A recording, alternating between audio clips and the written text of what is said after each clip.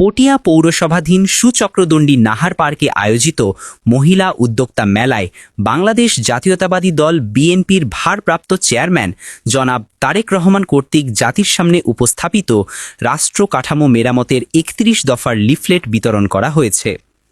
এই কর্মসূচিতে প্রধান অতিথি হিসেবে উপস্থিত ছিলেন চট্টগ্রাম দক্ষিণ জেলা বিএনপির আহ্বায়ক ও সাবেক উপজেলা চেয়ারম্যান আলহাজ ইদ্রিস মিয়া।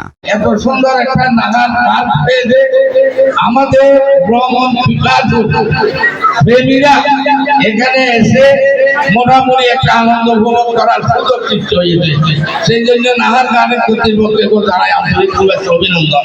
অনুষ্ঠানে আরও উপস্থিত ছিলেন দক্ষিণ জেলা বিএনপি সদস্য জাহাঙ্গীর কবির, পটিয়া উপজেলা বিএনপির সাবেক যুগ্ম আহ্বায়ক হরুণ চৌধুরী, জিল্লুর রহমান, আবু জাফর চৌধুরী, আঙুর মেম্বার, আব্দুল মাবুদ, নাজমুল হোসেন, মোহাম্মদ জাবেদ, ইমতিয়াজ, রুবেল, আশরাফ উদ্দিন নয়ন।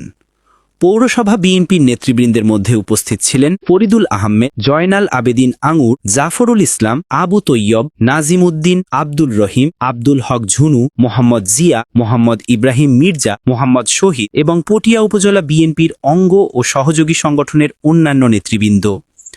উপস্থিত নেতৃবৃন্দ বিএনপির রাষ্ট্র কাঠামো মেরামতের ৩১ দফার গুরুত্ব তুলে ধরেন এবং জনগণের মাঝে এই বার্তা পৌঁছে দেওয়ার আহ্বান জানান। মেলায় আগত দর্শনার্থী ও উদ্যোক্তাদের মাঝে লিফলেট বিতরণ করা হয় এবং বিএনপির ভিশন সম্পর্কে অবহিত করা হয়। এই মহিলা উদ্যোক্তা মেলা একটা সরকারি প্রোগ্রামের সাথে উৎসব মহল সুন্দর একটা মেলার আয়োজন করেছে, যেখান থেকে আমি আবির্ভূত হয়ে গেছি। আমি অত্যন্ত আনন্দিত হয়েছি। আমি উদ্যোক্তাদেরকে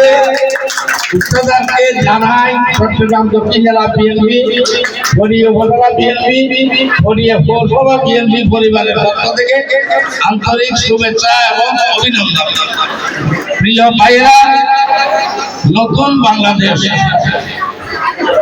জুলাই আগস্ট স্বৈরাচারী শেখ হাসিনার বিরুদ্ধে সংগ্রাম করে ছাত্র জনতা যে নতুন বাংলাদেশের সৃষ্টি হয়েছে, সেই নতুন বাংলাদেশের আবহে এরকম একটা মেলার আয়োজন করা এটা